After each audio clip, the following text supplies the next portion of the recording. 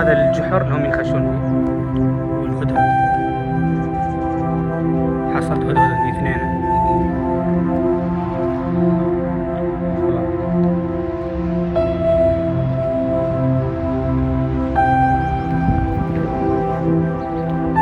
هنا كان الجو مشمس، الحين صافي غيوم، يعني ما شاء الله الغيوم غطت أشعة الشمس وفي شوية برودة.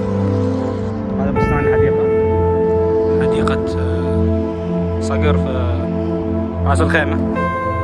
هني طبعا الأماكن المخصصة حق الشوي، تحت هني متروس حجارة، حاطين شي حجر حديد، هني شي تشب فحم وتشوي. هذا واحد، هذول شي مجموعة حاطينهم هني حق اللي يجون الحديقة وحابين يشوون.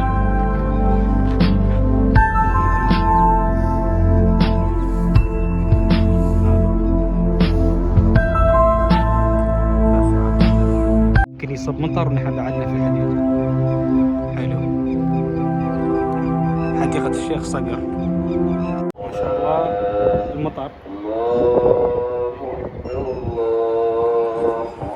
الحين بنصلي في المسجد.